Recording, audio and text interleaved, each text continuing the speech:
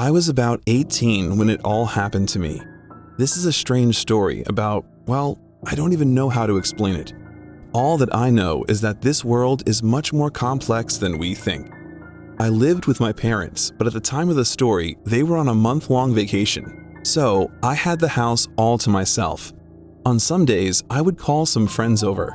We would play ping pong in the basement or video games in the living room. One night, after having the gang over, I got a phone call. The number was not listed, but I answered it anyway. After I did it, all I could hear was static. "I think it's just a prank or something," I told the guys. "Put it on the speaker so we can hear," Todd said. This is what I did, but it wasn't anything more than that static noise that was hurting my ears, so I hung up. After a couple of minutes, I received another phone call. I answered, and again it was static, but something could be heard in the background, something faint, a woman's voice. She was saying something, but I didn't understand. I hung up the phone again. That was the last call I received, that night at least. The next day went on as usual. My friends were busy, so I stayed alone all day. I didn't feel like going out. When nighttime came, I made myself some dinner. Then I heard my phone ringing. Again, no listed number. I answered. Again, the static noise was hurting my brain. Then, all of a sudden, the voice of a woman came up. "Help! I think he's dead! Help!" And then it cut off. I was confused. Everything was so weird, but I thought someone is playing a prank on me. I didn't pay any attention to it. The same thing happened each day after that. I don't want to bore you with meaningless details, but each day as I got that call, I could hear more and more of the things the woman was saying. On the last day, before my parents came home, I got another call. I answered. By this time, I was really invested. I was curious about what the prankster would say next, and the last call was the longest of them all. "Help! I think he's dead. Help! The floor has blood all over it. I didn't mean to do it. Why are you not answering me? He is dying." We got in a fight, and he slapped me, so I retaliated and slapped him back. That's when he pulled up a knife. He came close to me and started pushing it into my forearm. I flinched and swatted his hand away. He was drunk and had no balance. He slipped on the soap water that was on the floor. I was doing the dishes at the time. He landed on the knife. It went into his stomach. Help me. Answer me. What type of 911 call is this? Help me. And the phone call ended. The woman started crying at the end of the call, right before it was cut off. I could hear the pain in her voice, but it couldn't be real. I knew it was just a prank. It was really creepy. But there was one thing I did. I recorded the entire thing. I thought it was too interesting not to. I kept thinking about it, about what the woman was saying. Maybe it was some sort of a scary story that I could find online, but it seemed too specific to be made up. So that's what I did. I opened my laptop and I started adding keywords like woman kills with knife or murder kitchen stomach soap. You know. But there were many articles and news stories about women killing their husbands with a knife. I was really shocked. I was reading on until I stumbled upon one of them. There was this woman right here in my hometown. Actually, she used to live on the same block as me about 20 years ago. My family moved in this neighborhood right after I was born, so 18 years ago. Actually, after further investigation, the woman lived in the house my parents bought. She murdered her husband in cold blood. That's what people said. But she stated that it wasn't her fault, and no one believed her. She had been sentenced to life in prison right outside of town. I even found out her name, Mary Stavros.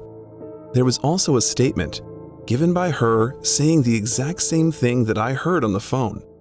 The fact that he was drunk and fell on the knife, but the cops said she was lying to protect herself. She even asked the police to pull up the recording.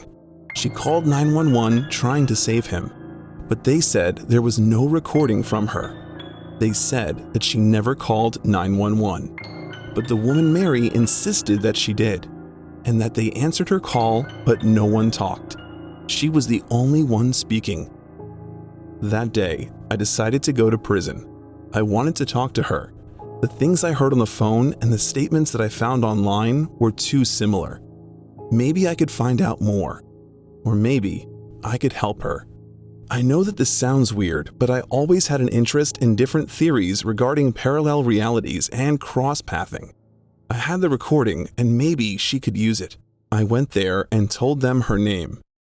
"Hello, I'm here to see Mary Stavros. She's..."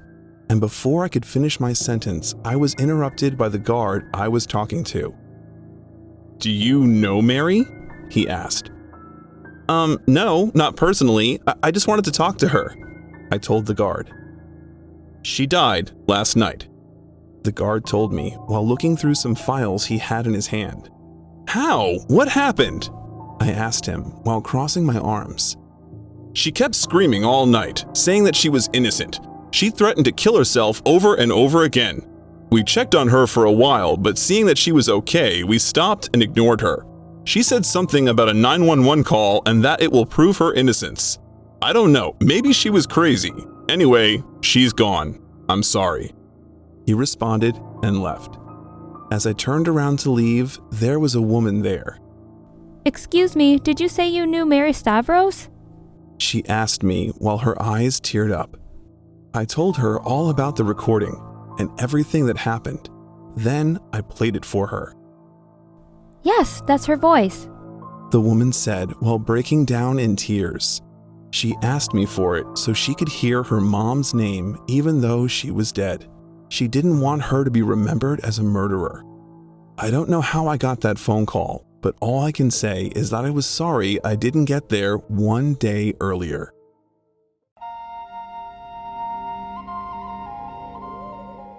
I've never been the type of person to argue with a customer.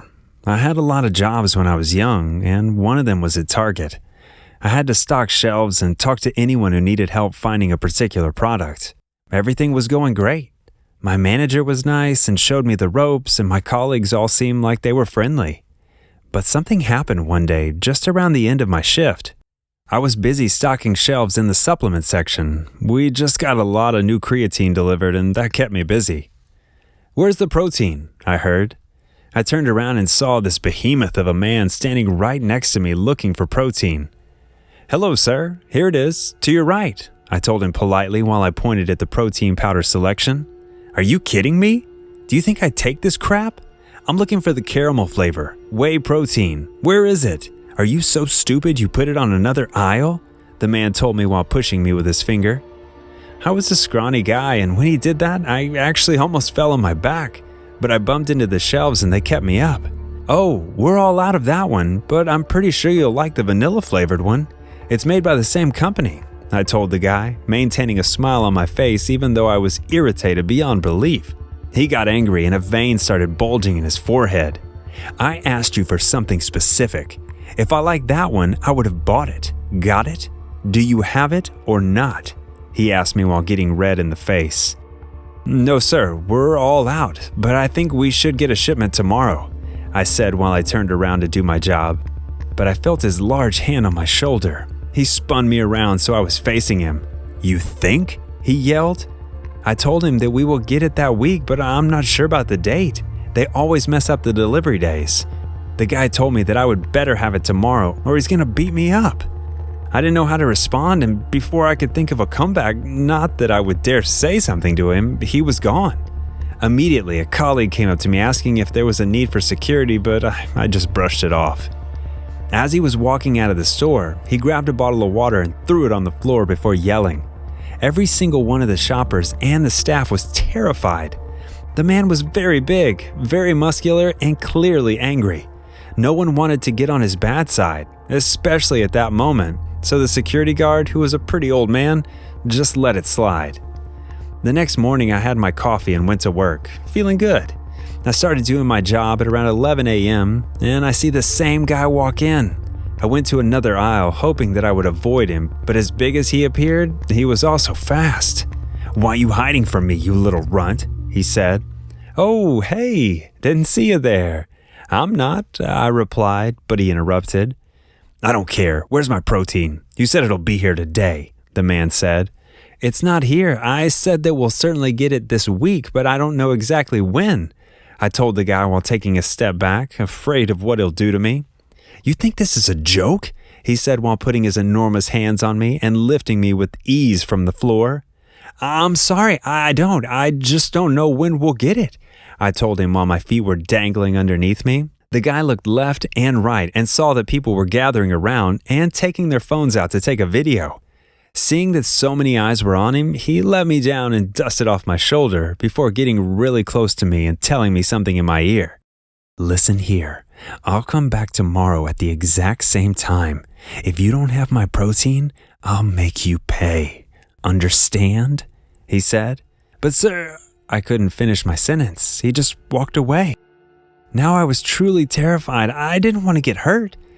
I tried to talk to my manager so that I would get a day off tomorrow, and to my surprise, he agreed. I felt a sense of relief, and after my shift, I hurried home. The next morning at around 11 a.m., I got a call from a colleague. I answered, and it was that guy. If you're not here in 5 minutes, I'll break his neck. Then I'm coming for you. I know where you live now, your scrawny friend told me, he said. I dropped the phone. I didn't want him to get hurt, and I didn't want the guy to come to my house, so I just went to the store. I ran up to the aisle, and when I saw him, I noticed that no one was there. Everyone got scared and ran away. I also heard police sirens outside. This was an entire hostage situation. Over what? Over some protein powder? Where is it? He asked me while choking my friend. Let him go, and I'll get it, I told him. The guy let my friend go and he fell to the floor, gasping for air. Come with me, it's in the back, I told him, and he started following me. I was so afraid. I didn't have a plan. I didn't know what I was doing. Everything I said was out of instinct so that I would save the life of my friend. While we were walking, the police officers outside were telling the guy to come out with his hands up. You better not be screwing with me, he told me while walking. No, we got it. I just put it on the shelves, I told him. We finally reached the end of the store and I didn't know what to do, but I saw the freezer room we had right in front of us, and luckily I had the combination to the lock. Well, where is it? He asked while putting his hand on my shoulder and squeezing. I ignored the pain. It's in here. We store it in this room to keep it fresh. Come on, I'll show you, I told him. I entered the combination and we both walked inside, but I couldn't run outside because his hand was still on my shoulder, holding me tight. Are you kidding me? He said while squeezing even harder. At that moment, I saw a crossbar used to open boxes right next to me.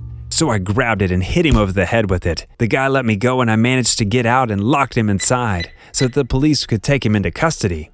After I closed the door, I could hear banging. He was hitting the door so hard that it almost came off the hinges. Seeing that he will eventually break it down, I let the police inside, and as soon as he got out, they tased him. It took about 5 tasers to put him down, but eventually they handcuffed the guy. That was the day I quit my job. I knew that he wouldn't be locked up for long, and I knew he would come for revenge. As he was escorted to the police car, my colleague told him that he gave the guy the wrong address, so I should not be worried about him coming to my house. Later, I found out that he was banned from the store and they hired extra security, so no such thing would ever happen again.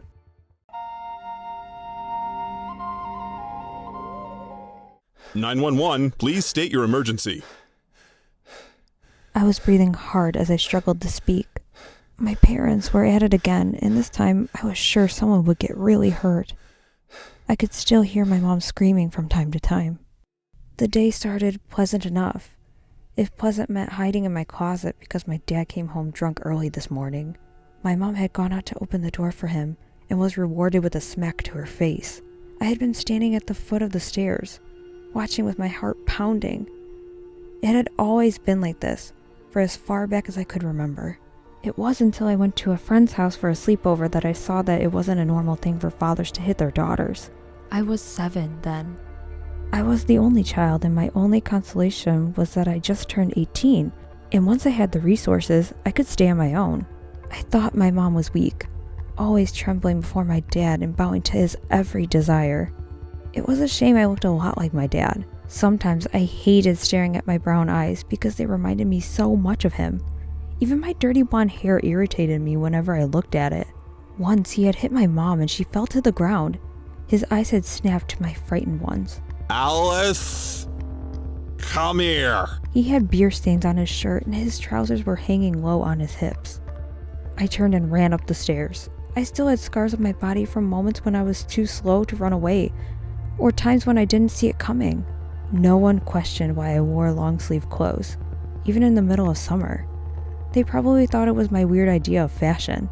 He had hit me more times than I could remember. Not this time. I had been saving up money, and I already had enough to survive on my own for a while. I could get a job or do something that would sustain me. I heard his stumbling steps behind me, and it propelled me to run faster. "Dave, wait!" My mom was crying. I glanced back to see that she was holding onto his leg. She always tried to stop him and take the brunt of his abuse. It was never enough. I once asked her why she didn't leave him. With tears in her eyes, she told me she had no place to stay. She was the only child and her parents were dead. We were the only family she had. I saw my dad kick her away in his pursuit of me. I didn't look back again. I ran to my room, locked it, and hid myself in the closet. My mom's screams reached me where I hid, and it was all I could do not to rush back out and try to do something. With trembling hands, I picked up my phone and dialed the emergency number. 911, please state your emergency. The person repeated. I choked. Please, I sobbed. I couldn't see past my tears. I was claustrophobic and could feel a panic attack coming as I felt the closet walls closing up on me. Speak clearly. State your emergency. "He's going to kill us," I said with utmost conviction. My mom screamed again and I whispered into the phone, "Please, hurry up." I hung up and got out of my closet. My knees buckled and I reached out a hand to steady myself. I took a few steadying breaths and marched downstairs. They were in the living room. My mom had blood running down her face, and her blonde hair was matted in it. My dad was standing over her, swaying on his feet and slurring nonsensical words. My eyes met with my mom's and she shook her head, mouthing that I should run. Stop, I stuttered, fear evident in my voice. Or what? He asked, laughing and hiccuping. I called 911. They're on their way here. His brown eyes darkened with rage, and Mom let out a whimper as he approached me. I stood my ground, and in retrospection, I probably should have run away again. You did what? I could smell the stale beer on his breath.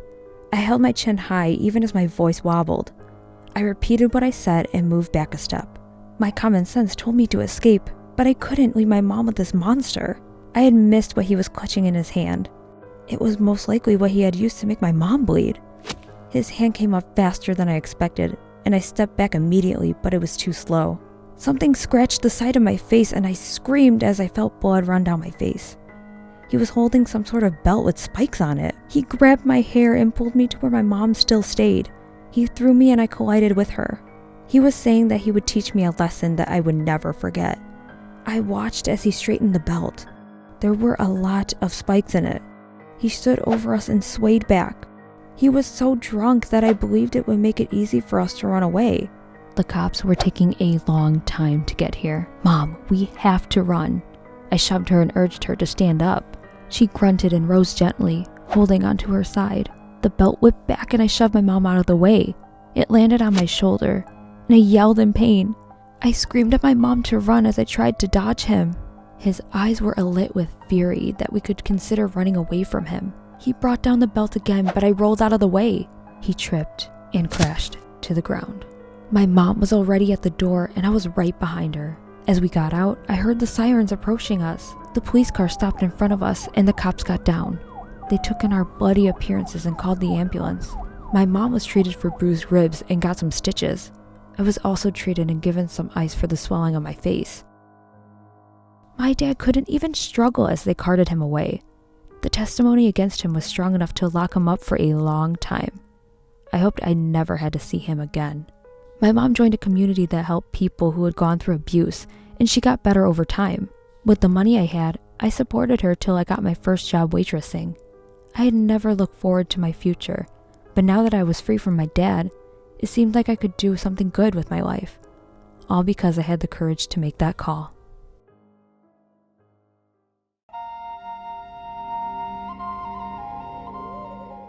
I dragged myself to KFC to get something to eat before I went to sleep. It had been a long day. I had 2 projects to submit at school earlier, and I was able to finish them just at the nick of time. Now, my brain and my body were exhausted. It was a little after 6 o'clock, and there was still quite a few people inside KFC. I ordered chicken and chips and started to eat my meal in silence. 3 other tables were occupied aside from mine. A couple sat at one, and the remaining 2 had a guy and a woman sitting there. The couple left when I was halfway into my meal, and it was just 3 of us left in the restaurant. Soon enough, the other 2 people left, leaving just me. I finished the last of my chips and stood up. I noticed there was a wallet on the floor. The man must have dropped it. I shrugged, thinking it was none of my business. I thought of my comfortable bed at home and couldn't wait to get it. With heavy steps, I got to the door and turned the knob. It was locked. I frowned and tried again. It was still locked. I rattled the handle, starting to get scared. "Hello?" I shouted, hoping the waiter would hear me. "Your door is locked!" There was no response, and I sighed before making my way behind the counter. There was no one there. I walked through the door that said employees only and glanced around furtively. "Hello?" I said again. I heard a door creak and jumped, my heart beating fast. "Is someone there?" I whispered, my voice breaking. I saw movement behind a door and walked carefully towards it. I opened the door slowly and my mouth dropped open in shock. I screamed as I took in the scene before me. There was someone on the table and the person was cut open. There was a lot of blood everywhere. The waiter was standing beside the table where the person was laid on, his gloved hands soaked in blood. I recognized the person on the table as the woman that just left before I did. The waiter lunged for me. I turned on my heels and ran. I figured that screaming wasn't the best option for me, so I kept quiet and ran in the opposite direction of the restaurant area. I had a few seconds head start, so I used that to my advantage. I could hear him behind me. I took a turn to the right that made him lose sight of me for a moment. I opened a door on my left and dashed in, closing it silently. It was a storage room, filled with mops and other cleaning equipment. I covered my mouth with my hand, trying to stifle the sound of my panting. He came down the hallway fast and suddenly stopped. Does he know where I am? There was no way to see him through the door. I trembled when I heard a door opening. "I know you're in here," he said, opening another door.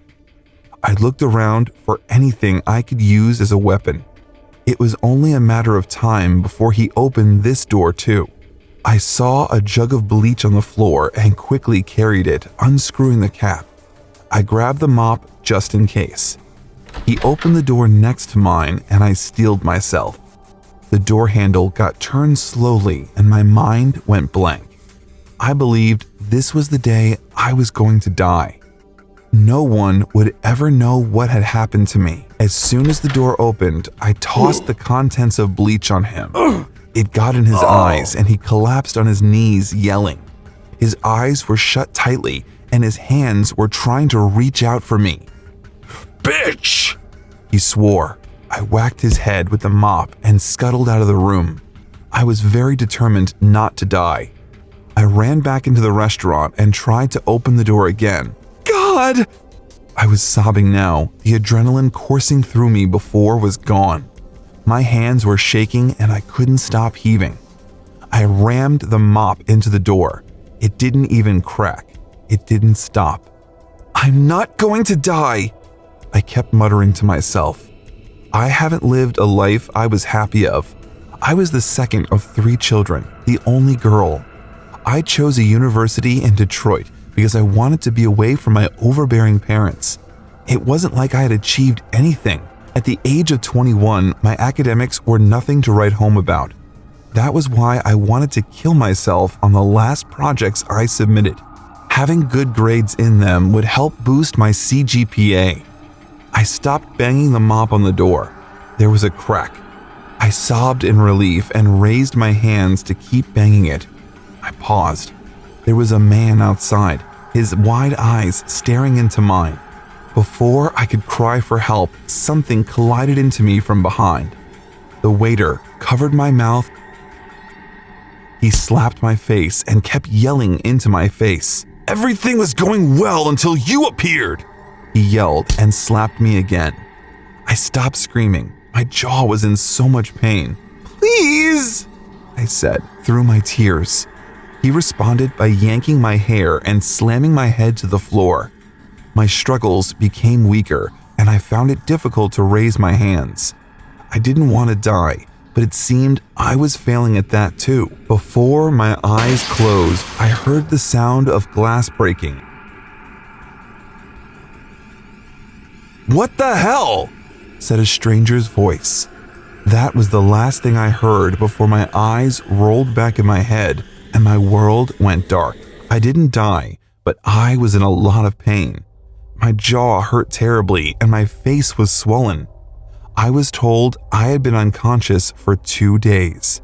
Someone came to visit me and I recognized him as the man from KFC that left before me. His name was Steve.